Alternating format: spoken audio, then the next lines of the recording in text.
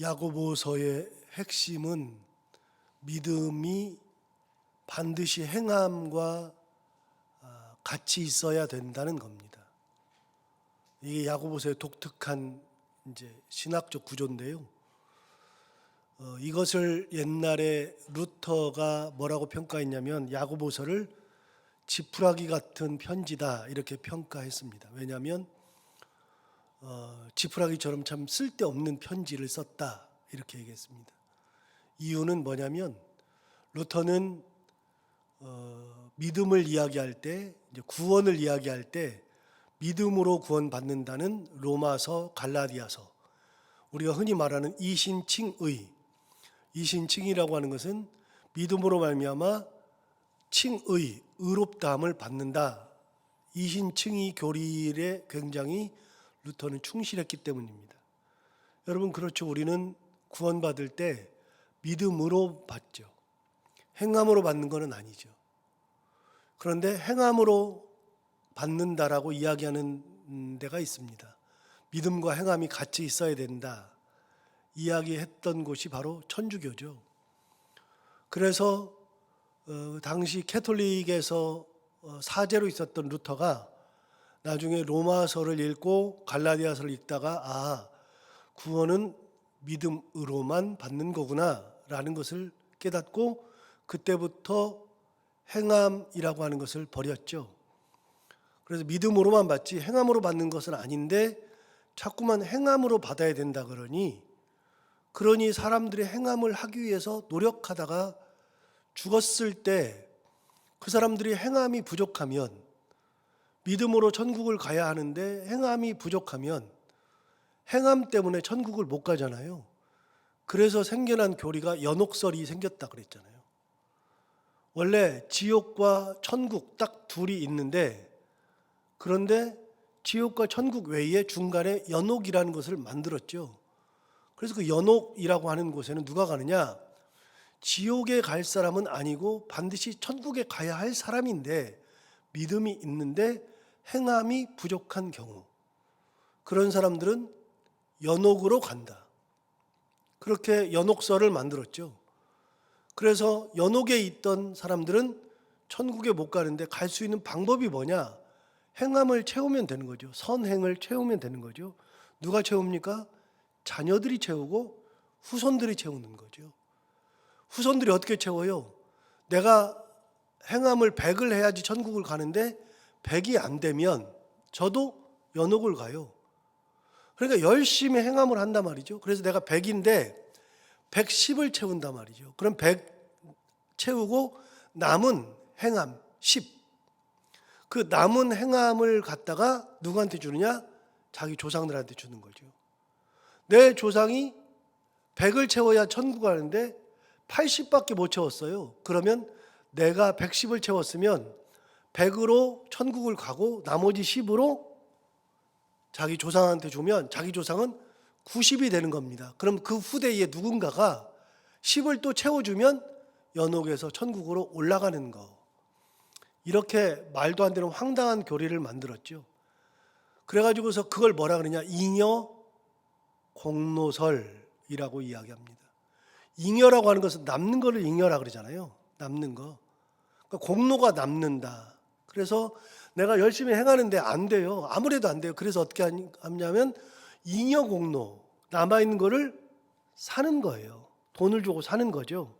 그래서 누군가가 100밖에 안 해도 100만 해도 천국을 가는데, 특히 우리가 말하는 성인, 성 누구, 성 베드로, 성 바울, 그래서 이 성이라고 하는 것이 붙은 사람들은 100이 훨씬 더 넘는 살이어서 100이어야 되는데 막 3천, 4천 이렇게 되니까 남은 그 성인의 공로를 돈을 주고 사죠.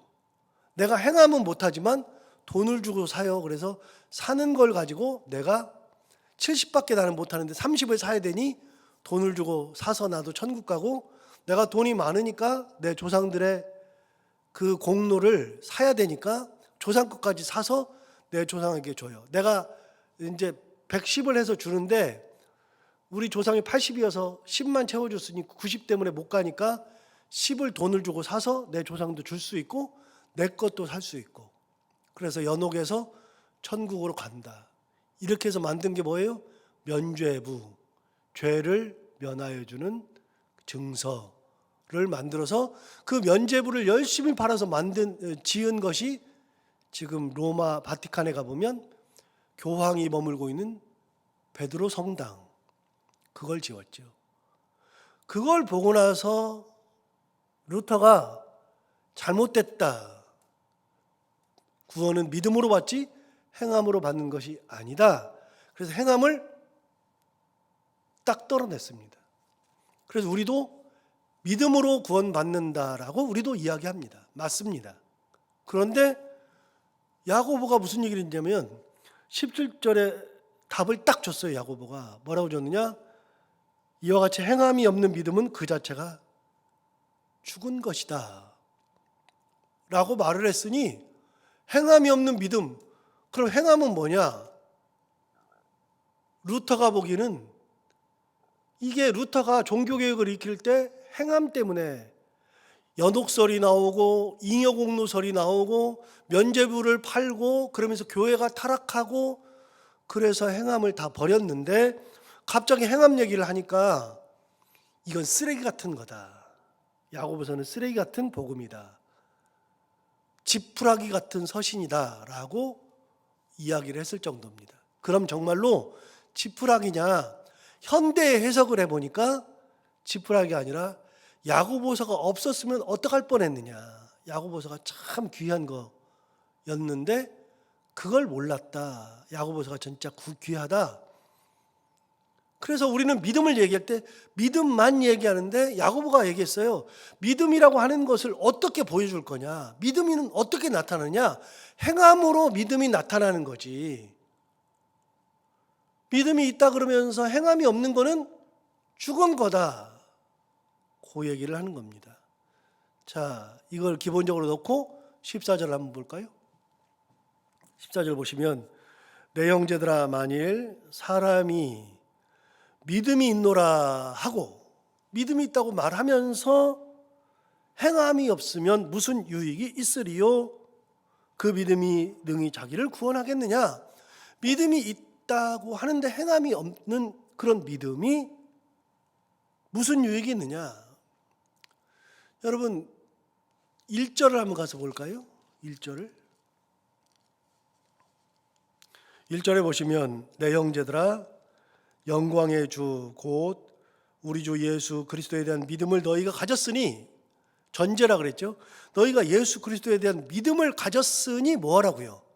사람을 차별하여 대하지 말라. 믿음이 있다 그러면 사람을 차별하면 안 된다, 그 말입니다.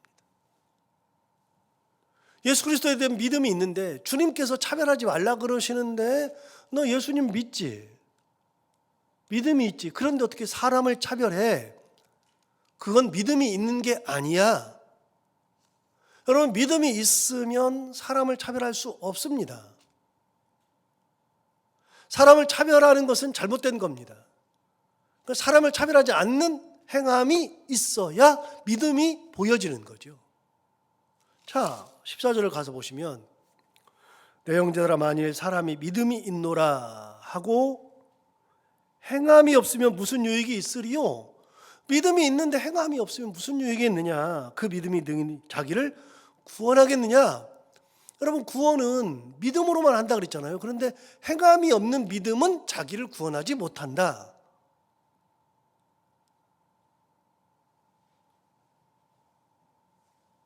그래서 그 예를 들어줍니다. 행함이 없는 믿음의 예를 들어줍니다. 그래서 2장에 보면 행함이 없는 믿음을 두 가지로 들어줬거든요. 두 가지로. 2장에서 지난번에 봤던 거 2장 2절부터 3절까지 나오는 첫 번째 예, 다시 한번 볼까요? 우리 지난번에 봤는데 2절 3절에 나오는 예. 만일 너희 회당에 금가락제를 끼고 아름다운 옷을 입은 사람이 들어오고 또 남루한 옷을 입은 가난한 사람이 들어올 때에 너희가 아름다운 옷을 입은 자를 눈여겨보고 말하되 여기 좋은 자리에 앉으소서 하고, 또 가난한 자에게 말하되 너는 거기 서 있든지 내 발등상 아래 앉으라. 여러분, 이게 믿음이 없는 행동입니다. 믿음이 있으면 금가락지 끼고 아름다운 옷 입고 오는 사람이나 가난한 사람이나 믿음이 성전에 들어올 때에는 똑같이 대하고 좋은 자리를 다 내주고, 이게 믿음이 있는 사람인데, 믿음이 없으니까 세상적 가치관을 가지고 따진단 말이에요. 아름다운 옷을 입고 금가락지를 끼고 오는 사람을 보면 여기 와서 좋은 데 앉으라고 하고, 가난한 사람 보면 너 거기 서 있든지 내 발등상 아래에 앉든지 그렇게 해. 이게 첫 번째 믿음이 없는 예입니다. 자, 두 번째 믿음이 없는 예가 오늘 본문에 나오는데요. 15절, 16절. 15절 보시면, 만일 형제나 자매가 헐벗고 일용할 양식이 없어요. 형제나 자매가 헐벗고 일용할 양식이 없는데, 16절, 너희 중에 누구든지 그에게 이르되 평안히 가라, 덥게 하라, 배부르게 하라 하며 그 몸에 쓸 것을 주지 않으면 무슨 유익이 있으리요? 그랬습니다. 여러분, 아무것도 없어요. 너무 가난해요. 헐벗고 일용할 양식이 없어요. 당장 먹을 것이 없어요. 그런데 왔는데 그 사람 보고서, 야, 주 예수 이름으로 평안히 가. 너 몸 좀 따뜻하게 해야지. 왜 이렇게 옷을 그렇게 입었어? 그리고 배부르게 좀 먹어. 이렇게 말하면 되겠냐 말이에요. 믿음이 있다고 하면서 말만으로 하는 믿음, 행함이 전혀 없이 말만 하는 믿음은 믿음이냐?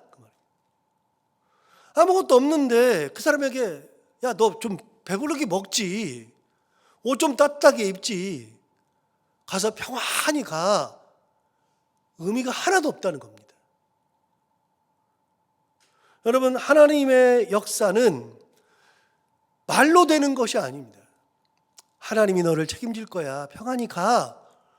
하나님의 역사는 말로 되는 게 아니라 하나님의 역사는 누군가를 통해서 이루어져요. 자, 여기서 중요한 개념이 하나 나오는데요. 하나님의 역사는 구약시대처럼 진짜 모든 사람이 출애굽할 때 모든 사람이 아무것도 할 수 없을 때, 어느 누구도 그걸 해결할 수 없을 때는 하나님이 직접 해결하셔요. 예를 들어서 홍해를 가를 수 없어요. 누구도 홍해를 건너갈 수 없어요. 그럴 때는 하나님께서 직접 역사하세요.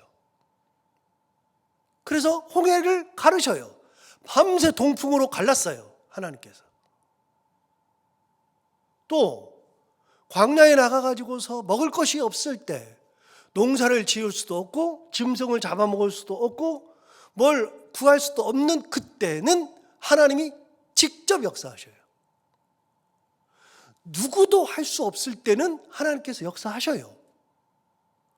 그러나 누구도 역사할 수 없을 때가 아니라 누군가는 할 수 있을 때는 하나님께서 그 사람을 통해서 역사하셔요. 여러분, 교회 보세요. 교회에 만약에 건축을 한다고 해요. 그럼 교회 건축을 할 때 하나님께서 어느 날 갑자기, 우리 성도들이 이렇게 있는데 어느 날 갑자기 하나님께서, 야, 교회 건축해야 되는데 큰일 났네, 걱정하지 마, 내가 줄게. 그래서 하늘문을 여시고 돈을 막 쏟아 주어요? 만약에 그렇게 할 수 없을 경우, 그런 경우는 하나님이 역사하셔요. 아무것도 할 수 없을 때는 역사하셔요. 제가 제주도 마라도 교회 얘기를 해드렸잖아요. 우리 갔다 왔잖아요, 마라도 교회. 마라도에 있는 그 교회는 방다락 목사님이라고 하는 분이 그 교회를 지었어요. 그분이 부산에서 목회를 하시다가 교회를 그만두고, 어느 날 이제 제주도를 가서 마라도를 갔는데, 마라도가 국토의 최남단이니까 그 마라도에서 최남단 중에서 최고 남쪽, 거기 가면 벼랑 끝인데 거기서 자살하는 사람들이 그렇게 많은 거예요. 그거를 갔는데, 그 양반이 갔는데 거기서 자살하는 걸 본 거예요. 확인해 보니까 1년에 많은 사람들이 자살하는 거예요, 거기서.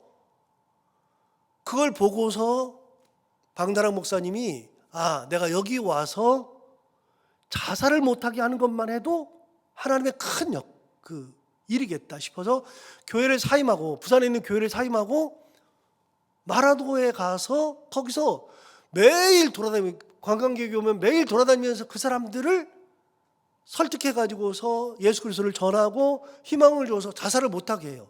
그러다가 마라도 교회를 짓게 됐죠. 여기다 내가 교회를 해야 되겠다 짓게 돼서 자기가 퇴직금도 받은 거 있고 뭐 여러 가지 가지고서 거기서 이렇게 해요. 교회를 지어요.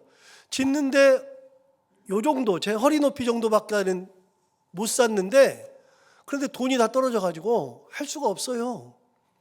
그 양반이 할 수 있는 게 아무것도 없어요. 그래서 거기서 그냥 거적대기 가지고서 여름이니까 그냥 덮고 그냥 잤어요. 하늘을 지붕 삼아 이렇게 자요. 그렇게 하고서 본교회에 얘기를 했는데 본교회가 도와줄 줄 알았는데 본교회가 안 도와준 거예요. 그러니까 방법이 없죠. 그래서 하나님 앞에 기도하면서 자면서, 기도하면서 자면서, 낮에는 사람들 돌아보면서 하고 있는데 어느 날 어떤 여자분이 자살하려고 하는 것을 가만히 보니까 자살하려고 그래. 그래서 그분한테 가가지고서 자살하면 안 된다 그러고서 희망을 주고 예수 그리스도를 전했는데 이분이 예수를 믿고 펑펑 울면서 돌아갔어요. 참 예쁜 여자분이. 돌아가가지고서 거기 있다가 어느 날 편지가 왔어요. 편지가 왔는데 그 편지와 함께 돈이 수표도 들어있고, 그리고 10,000원짜리, 5,000원짜리, 1,000원짜리, 그 다음에 동전들 들어있어가지고 두툼한 편지가 왔어요.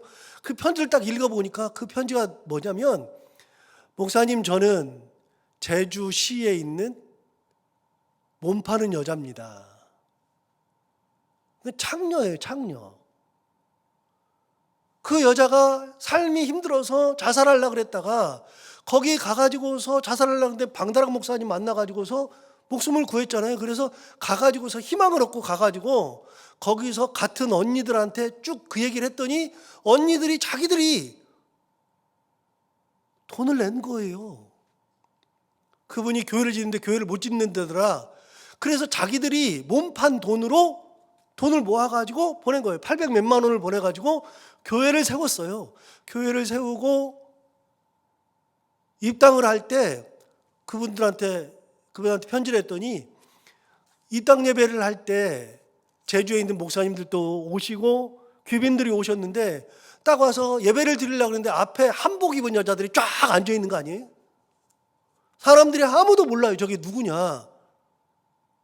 그런데 그분들이 입당 예배 드릴 때 펑펑 울면서 같이 예배를 드렸다는 거 아닙니까? 그래서 그 교회 이름이 창녀교회예요. 여러분, 하나님은 역사하실 때 사람이 아무것도 하지 못할 때는 하나님이 직접 역사하셔요.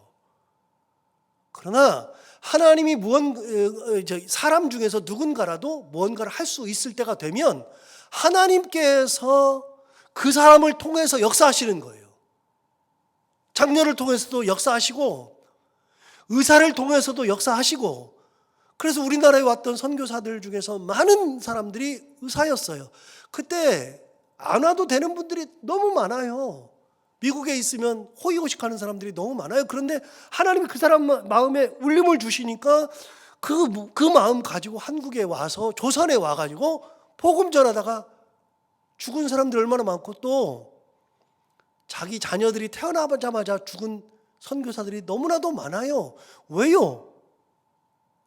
거기 있었으면 안 죽어요. 의료가 잘 돼 있으니까. 근데 한국에 와가지고서 의사도 제대로 없고 그러니까 그 열악한 환경에서 자녀들이 많이 죽었어요. 하나님은 그렇게도 역사하셔요. 여러분, 내가 그냥 사람들에게 말만 하는 믿음은 아무런 의미가 없는 거예요. 성전을 건축해요. 그러면 이거는 하나님의 은혜로 잘 될 거야. 말도 안 되는 소리예요. 나를 통해서 역사하셔요. 왜 네가 안 해?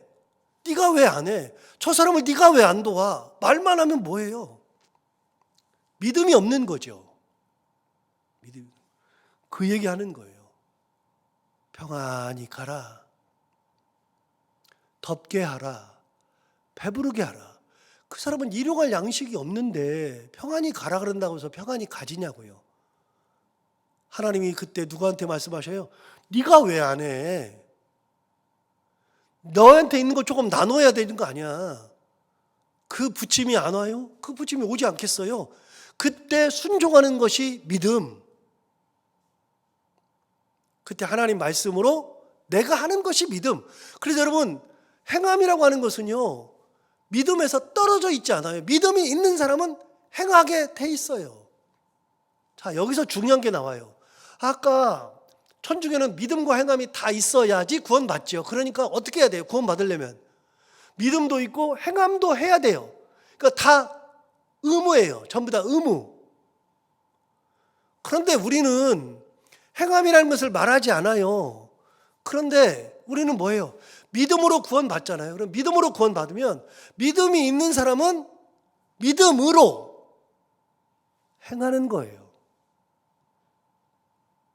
우리는 감사로 나누고 믿음으로 섬기고, 그래서 우리는 의무로 행함을 하는 게 아니라 믿음이 있으니 하는 거고, 믿음으로 구원받아서 감사해서 나누는 거고 달라요. 천주교는 행함을 해야지만 구원받으니까 반드시 해야 되는 거잖아요. 의무예요. 우리는 의무가 아니에요. 당연한 거예요. 우리는 당연한 거.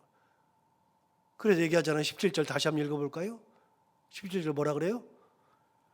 이와 같이 행함이 없는 믿음은 그 자체가 죽은 것이니라. 여러분, 행함이 없는 믿음은 그 자체가 죽은 거예요. 의미가 하나도 없어요. 말만 하는 것은 믿을 수가 없어요. 자, 18절 볼까요? 어떤 사람은 말하기를 너는 믿음이 있고 나는 행함이 있으니, 이거부터가 잘못된 거죠. 너는 믿음이 있고 나는 행함이 있대요. 다시요. 행함은 믿음의 당연한 결과예요. 믿음이 있으면 행함은 당연히 붙어 있어요. 그런데 이 사람이 얘기하잖아요. 너는 믿음이 있지? 나는 행함이 있어. 그러니 행함이 없는 네 믿음을 보여봐. 나는 행함으로 내 믿음을 보일 테니까. 따로 떨어져서 어떻게 말을 해요? 행함을 보여봐. 나는 믿음을 보일게. 그거는 둘로 나뉘어질 수가 없어요. 나뉘어지잖아요. 하나예요. 19절 보세요. 내 하나님은 한 분이신 줄을 믿느냐? 잘하는도다. 귀신들도 믿고 떠느니라. 하나님이 한 분이에요. 한 분. 그 하나님이 한 분이시듯이 셋이 하나가 되잖아요.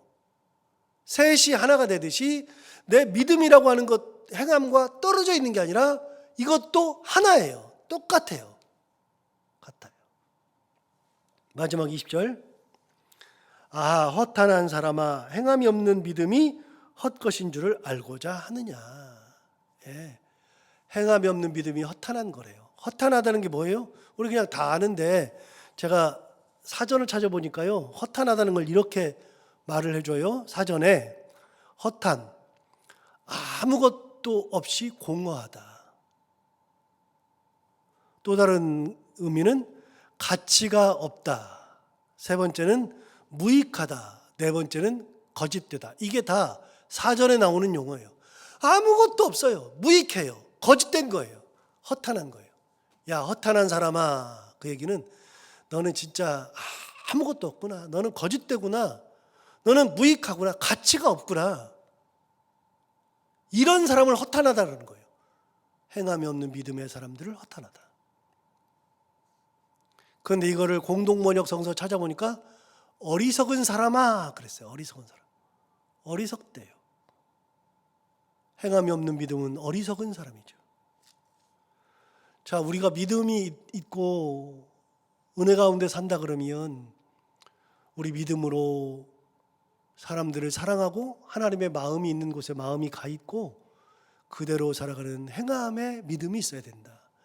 그래서 야고보서가 귀화되는 거예요.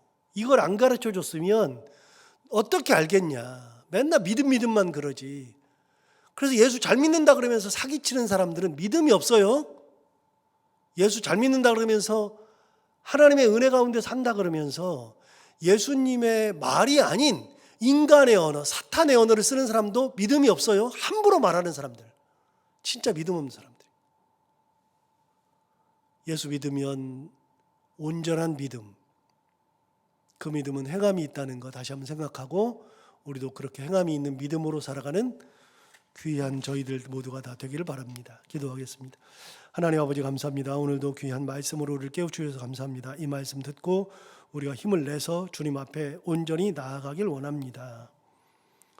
하나님 아버지, 우리가 허탄한 믿음 갖지 않게 하시고 공허한 믿음이 있는 것 같은데 가치 없는 믿음, 그런 믿음 갖지 않게 하여 주시고 우리가 믿음이 있다 하면 예수님의 마음을 가지고 희생할 줄도 알고 나눌 줄도 알고 위할 줄도 알고 사랑할 줄도 아는 참 믿음의 사람들 다 되게 하여 주옵소서. 오늘 하루를 살아갈 때 이 말씀을 기억하며 살게 하여 주옵시고 해야 되는 것들 기쁨으로 잘 감당하고 만나는 분들과 함께 웃고 행복한 하루가 되게 하여 주옵소서.